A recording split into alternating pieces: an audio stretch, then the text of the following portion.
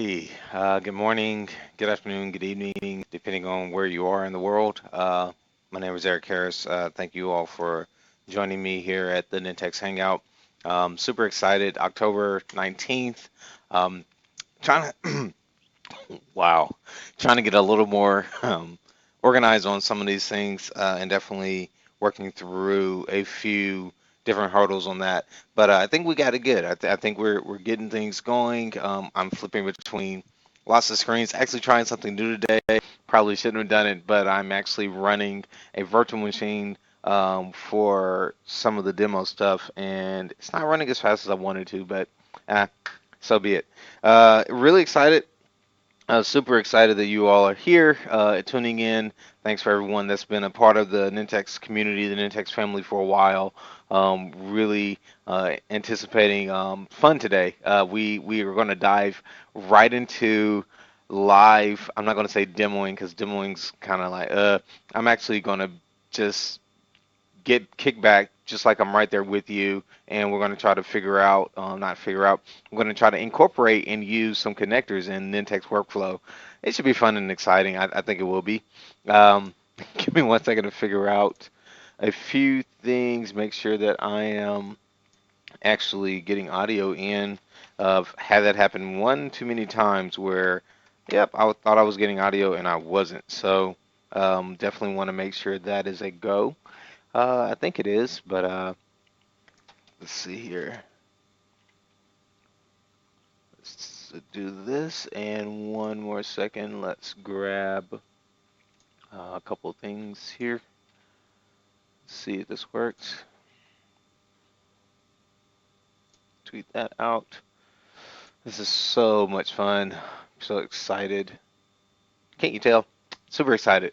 Um, that's what I wanted to do because I want to actually see if I can stream, not stream, but connect to and showcase a couple of different things for you all. So, with no further ado, let's talk connectors. All right, so connectors, one of the things from the Nintex workflow standpoint, uh, Nintex connectors, or the connectors that we utilize inside of our products, gives us the option to basically connect workflows out. So you're doing something in SharePoint and you want to connect something, or you want to have an event in Dropbox, one of the ones I'll use, Dropbox or Box or Salesforce. We have Yammer, we have Twitter, we have LinkedIn, I believe is in there. Facebook, I think, is in there as well.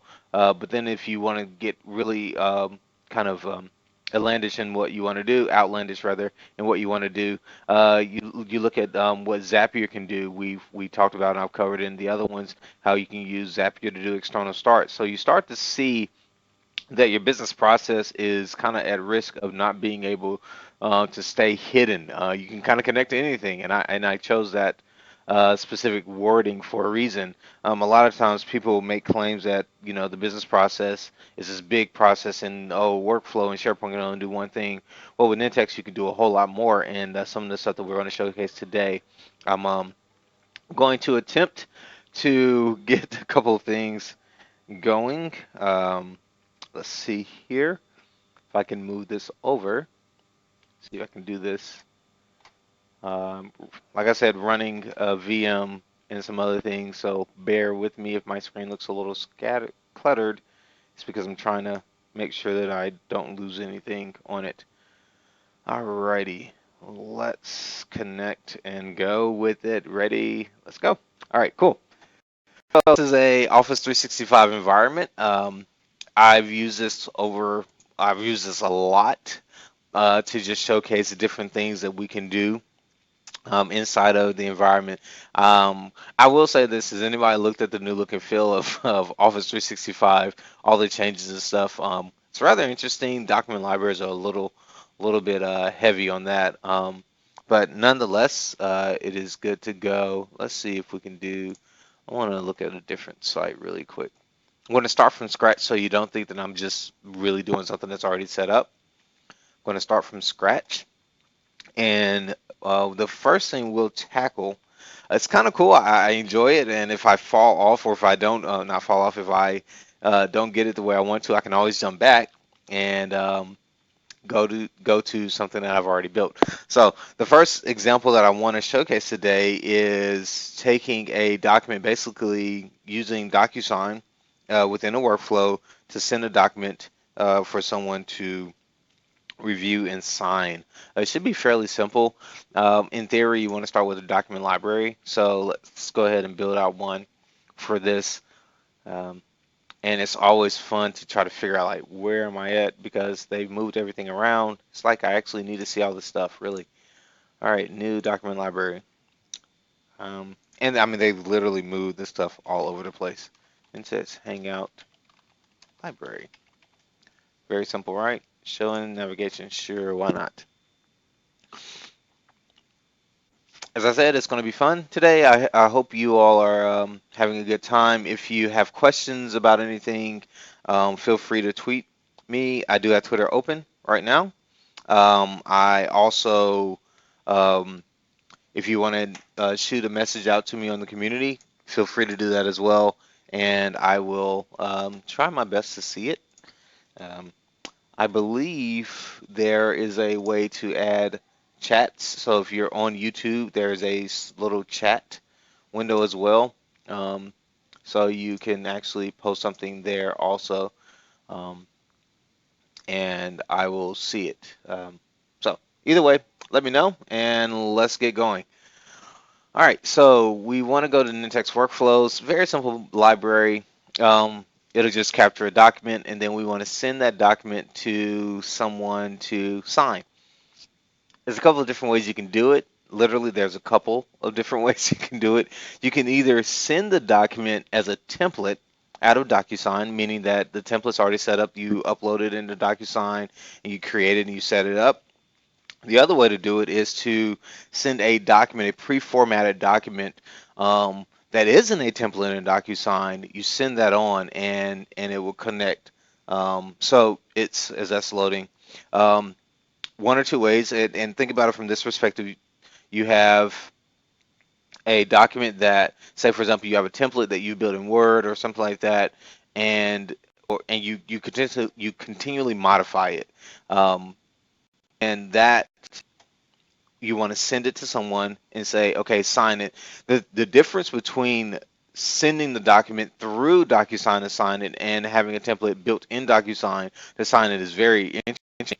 Something I learned walking through it.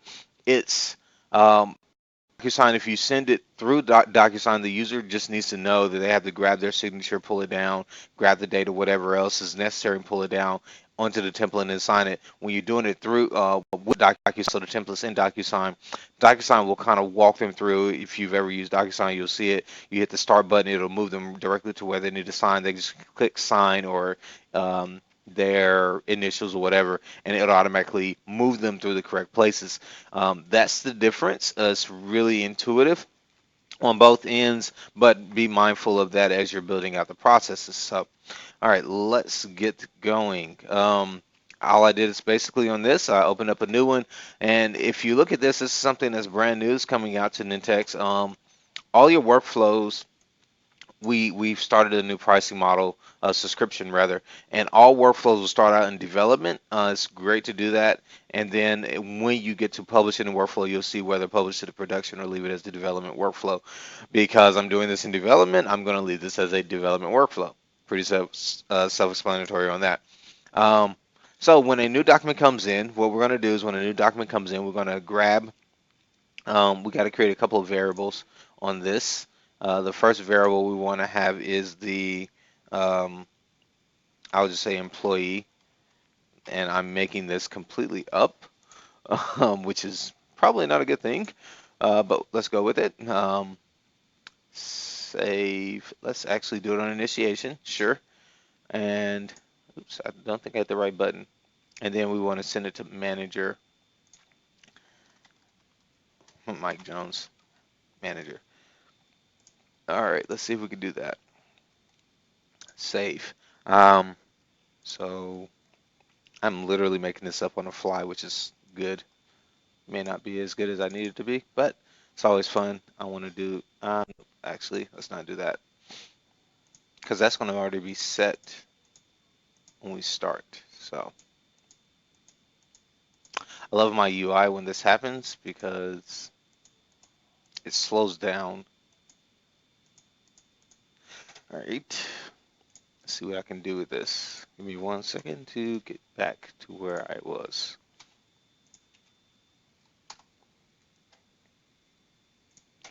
This is, here we go. 1 second, bring this over.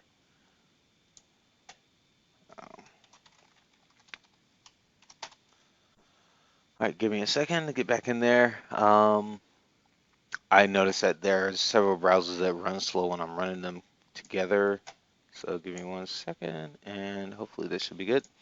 I'm going to close this out because that's just not running as fast as I wanted to. All right, cool. So let's start this over again really quickly. Create a variable. Variable is employee. Wow, employee. Nice. I can spell. And we'll do that as people, person, to group, save. And then we'll do manager the same way. And I keep hitting the wrong button on that. Manager, person, to group, save. Okay. So let's find DocuSign in here. DocuSign, and the first one we're going to do is we want to populate a template, send envelope.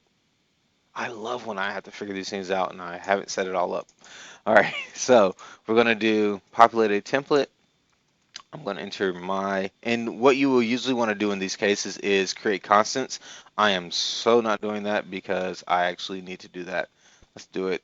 Let's make this thing easy on ourselves. Variable. That way, um,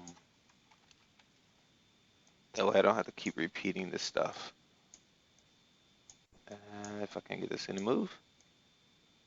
Wow. There we go. And this is going to be the username.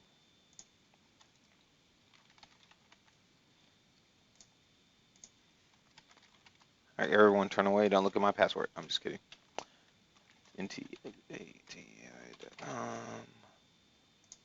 And in theory, like I say, you want to you'll want to use constants whenever possible for this, and that way you can reuse it over and over and over. Let's not do that. I cannot show you my password, so you're gonna have to turn away for a second. Actually, I'm gonna have to do it. So give me 1 second, because it does it in plain text, which isn't as good as it should be, but so be it. The action itself doesn't do it in plain text. So if you were actually putting it in here, it will not do it in plain text, but that's just something that, because I was storing it there. Let's do that. So username and template name here. Say, I don't know, this is actually not the right one because I need the other one.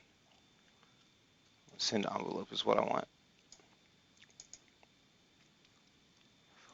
Woohoo!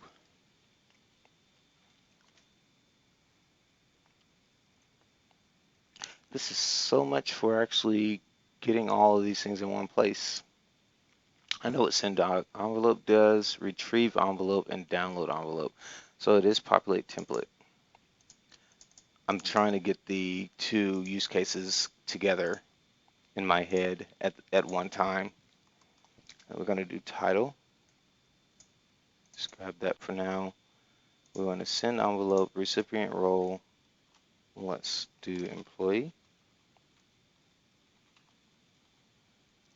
Email.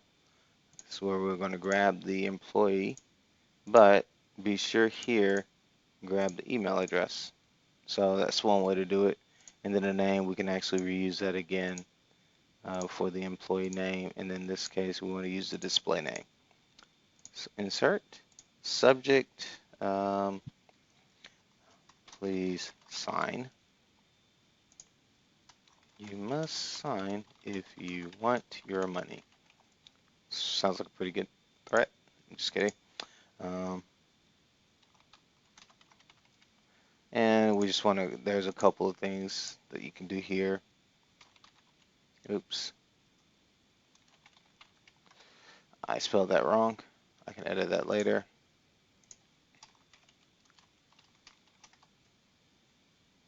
All right, save. Oh, took me long enough, right? You would think I know what I'm doing.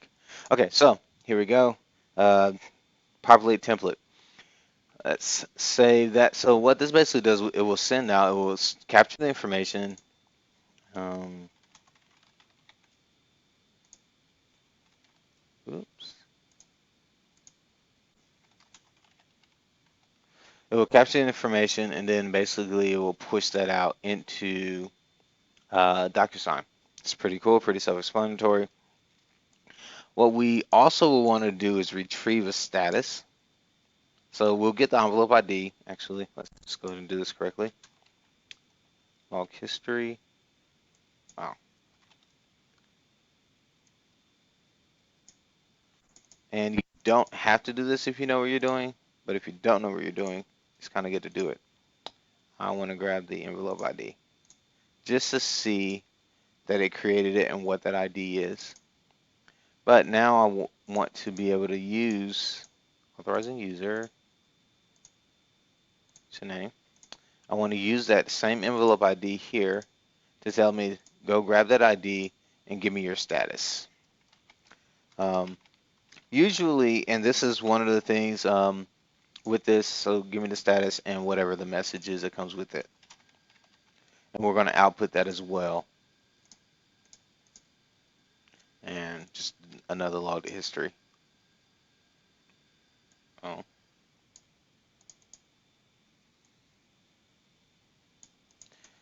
Oh, come on. Insert action. Okay. That's kind of odd. There we go. And just going to grab the envelope ID. We want to confirm that it's the right one.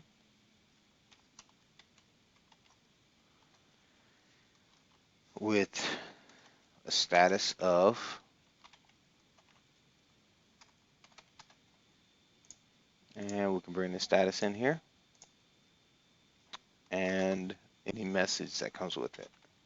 Now, do note that there is a limit to what can be outputted in your log to history, and I'm thinking that is a character limit. I have not confirmed that. And we actually have a fire alarm drill. This is great. All right, so this is kind of cool. 20 minutes into my Hangout, we have a fire alarm, which means I got to go. And what I will do is actually pause this. I do apologize for everyone that has been watching or that was watching. What I'll do is I'll pause this and come back to it. I'm actually going to restart it and we'll catch up with you all. Yep, yep. So, all right, thank you. Um, see, how do we do this?